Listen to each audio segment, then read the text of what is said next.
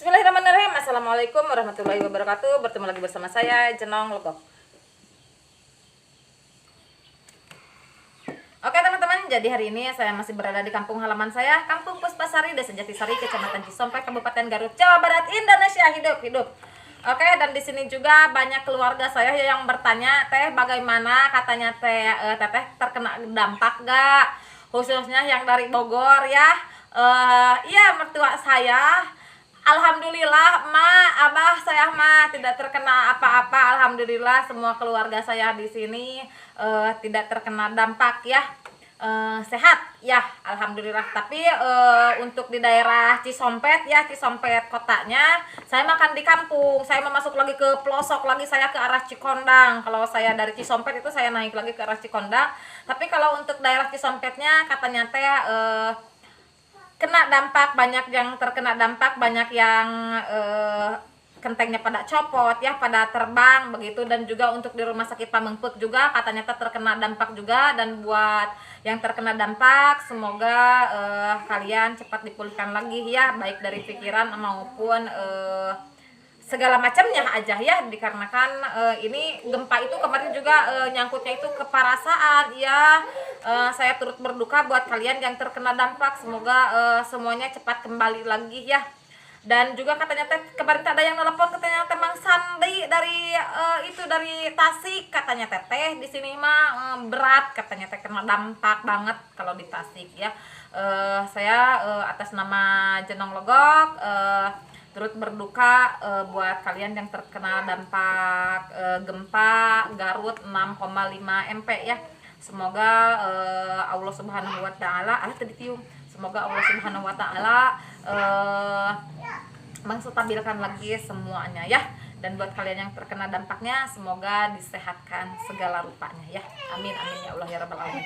Aduh, saya kadang-kadang kalau ngomong yang begitu suka bisa ya. Oke, dan di sini saya masih tetap sharing ya tentang pengalaman saya dalam hal mengurus burung murai batu.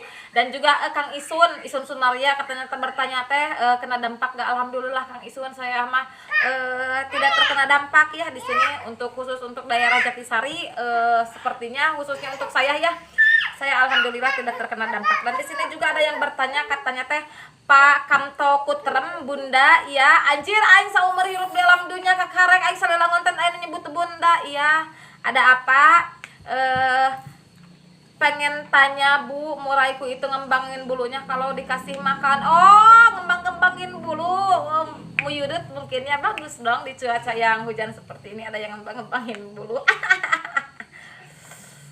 Dan kalau digantang nggak mau ngeluarin isian, padahal kalau dilihat karakternya burung tidak jinak. Ya, jadi di sini burung tidak ngelowo. Dan di sini kasusnya itu burungnya itu ngembangin bulu.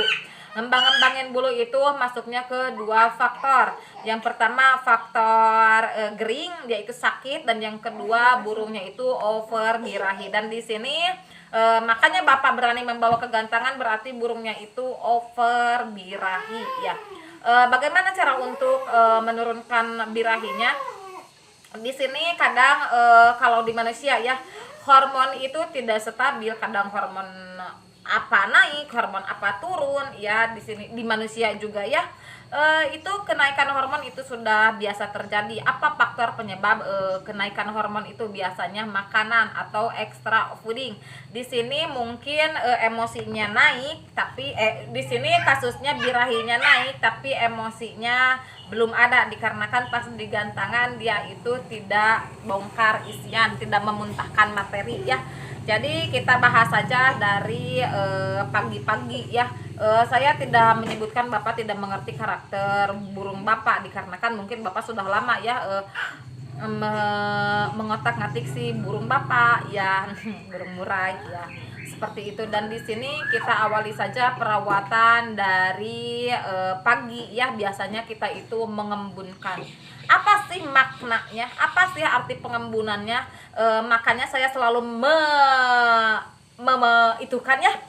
mewanti-wantikan supaya pengembunan itu bagus untuk meredam, baik itu meredam emosi maupun meredam birahi. Untuk yang over berbeda hanya untuk yang stabil hormonnya. Burung kalau di embun itu untuk yang over birahi itu mampu meredam birahi dikarenakan apa, suhunya itu dingin ya. Tapi pas siang-siangnya kita kan embun dari jam 5 sampai jam 6. Nah, nanti setelah jam 6 itu kan kalau di sini kalau di Garut disebutnya itu carang cangtihang ya. Menjelang matahari terbit itu disebutnya itu hanet moyan. Itu bagus untuk menghangatkan tubuh si burung murai, otomatis itu bisa menaikkan emosi si burung murai batu tersebut. Itu untuk arti dari pengembunan tersebut ya, seperti itu.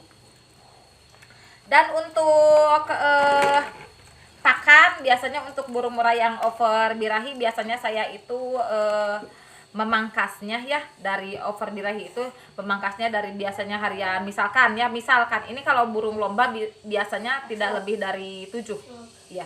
Ada saya kalau harian 10 biasanya itu nantinya larinya ke over birahi, itu yang saya takutkan. Makanya kalau untuk yang lomba biasanya saya itu untuk harian 5 atau 3. Canak di kamar.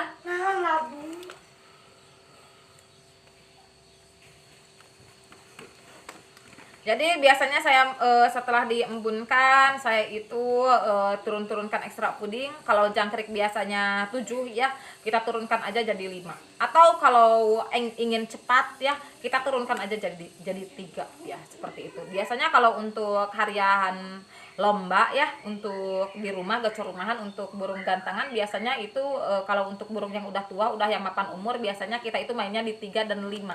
Itu untuk yang tipe dingin biasanya 5, tapi untuk yang tipe panas biasanya 3 di ekstra puding jangkrik ya. Biasanya yang saya lakukan. Saya memang belum pernah menggantang, saya tidak punya piala dan juga saya tidak punya tropi. Tapi teman-teman saya semuanya tukang ngagantang. Sing percaya Kak Nong lihat atau penampilan saya menisak itu ning edun begini. Nah, itu yang biasa saya lakukan. Dan untuk ulat Hongkong biasanya saya ngasih ulat Hongkongnya itu 3 Nong. Udah aja tetepin aja 3 untuk ulat Hongkongnya dikarenakan di sini ini birahi. Jangkrik itu banyak menyumbang untuk di sistem metabolisme, jangkrik banyak menyumbang untuk birahi. Tapi untuk ulat Hongkong di sini, ulat Hongkong itu untuk menstabilkan suhu. Otomatis suhunya harus panas dikarenakan ini menurut saya ini emosi belum ada. Ini cuma pasang badan aja. Pastinya di gantangan ini burung cuma pasang badan aja, mencela tapi gacor enggak. Ya, seperti itu. Mungkin ya. Ini kan baru penalaran saya, ini di sininya tidak jelas. Dan juga ini kalau untuk kroto ya, kalau biasa hariannya itu seminggu itu 3 kali dikasih kroto, itu bagus. Untuk kroto itu penyumbang terbesar sama. Di sistem metabolisme kroto penyumbang terbesar untuk birahi. Kita pangkas aja, jadi 1 minggu 1 kali, atau pangkas aja jadi nolin. Jadi khusus untuk menurunkan birahi ini kroto udah aja kita turunkan aja semuanya. Kroto pangkas. Setelah itu hariannya gimana Nong? Saya itu biasanya harian untuk di rumah itu diablag. Jadi dijauhkan dari masteran, dijauhkan dari segala macam, dijauhkan dari burung yang sejenis burung murai batu. Kita taruh aja di tempat-tempat yang hening, misalkan di dapur. Tapi diablag supaya dia itu mencela ya, naik turunnya itu bagus, naik turun. Jadi dia itu ada pergerakan ya, seperti itu. Dikarenakan apa, kalau burung murai yang over birahi itu pergerakannya itu tidak bagus ya, jadi dia itu kurang mencelanya, kurang gerak, itu nanti birahi akan malah nambah. Dikarenakan apa, burung akan tetap makan. Nah, itu juga makan itu menaikkan birahi, khususnya kalau dikasih makannya itu hidupan ya, kayak jangkrik, kayak ulat Hongkong, kayak kroto, itu disebutnya itu hidupan kalau di sini ya. Dan juga kalau mandi biasanya kita itu mandinya mandi sore aja Bang, Pak ya. Untuk Bapak Karto mandi sore, mandi malam itu sangat cepat sekali menurunkan birahi. Biasanya saya untuk mandi malamnya itu 1 minggu 3 kali aja ya untuk terapi. Biasanya baru 2 kali dimandiin juga itu udah turun birahinya semuanya. Ciri-ciri burung yang birahinya udah turun, emosinya naik, itu terlihat burung itu agresif. Berbeda halnya kalau lagi ngembangin bulu, lagi over birahi, dan dia itu meyudut kayak begini. Gacornya itu gacor yang muak eok kan, banting ku aing goblok. Siahanas ku aing hedrek di lomba kan di sini. Kalau biasa di Pamengpeuk itu menggantang itu tiap hari Minggu ya. Biasanya 1 minggu 1 kali itu tiap hari Minggu untuk menggantang di Ngaben kalau di sini sebutnya. Di Pamengpeuk, daerah Pamengpeuk. burung itunya terlihat agresif. Udah singset. Singset itu dalam artian dia tidak mengembang-ngembangin bulu, itu burung udah fit. Itu burung udah stabil, hormonnya udah stabil. Dan juga dia itu responsif. Responsif, jadi setiap ada keterekan langsung, setiap ada masteran dia itu merasa, oh ini saya sedang terganggu, oh ini wilayah kekuasaan saya sedang ada yang menguasai. Itu burung yang fit, yang sehat, dan juga gacornya itu gacor-gacor dengan main cantik ya, seperti itu. Dan juga di sini lanjut kita itu, dan kalau di gantangan gak mau ngeluarin isian, jadi di gantangan dia itu tidak mau ngeluarin isian, tidak mau mementahkan isian yang sekebun karet itu. Biasanya kita itu untuk burung gantangan itu ada dua tipe. Ada burung yang memang dia itu mau kicau ketika dia itu sedang lapar, seperti doger monyet. Ya, monyet itu kalau sedang lapar mengeluarkan semua kemampuannya. Namun bisa wakin jeung burung murai atau kamu tak, iya kan, ini semisal. Ini kan karakter, ini sedang mengenal karakter burung. Ada juga karakter burung itu yang seperti ini, seperti saya. Kalau dia itu sudah makan, sudah banyak mengonsumsi extra fooding, dia itu gacornya itu wah, dengan ada penekanan, dengan ada roll-rollnya itu keluar semuanya. Iya, rolling door, itu biasanya burung itu dengan dua karakter. Kita amati saja ya. Dan yang harus kita amati di rumah itu, burung itu, begini, sistem metabolismenya harus kita amati untuk Bapak Kerto. Sistem metabolisme yang seperti apa, no? Sistem metabolisme itu seperti ini. Ini burung itu memakan jangkrik, bahan mentahan jangkrik itu, kemudian dia itu cerna, dia itu olah dari bahan makanan, masuk ke sistem metabolisme, masuk ke sistem pencernaan, digiling, diolah menjadi tenaga. Tenaga itu digunakan untuk apa? Untuk gacoran, untuk kicau mania. Nah, itu biasanya yang harus kita pahami. Dari dikasih jangkrik itu berapa menit dia itu bereaksi. Misalkan 10 menit, sekarang dikasih jangkrik 10 menit atau 20 menit atau 15 menit atau setengah jam, dia itu baru bereaksi. Itu juga perlu karena di sini akan dibahas. Yang sekarang akan kita bahas itu.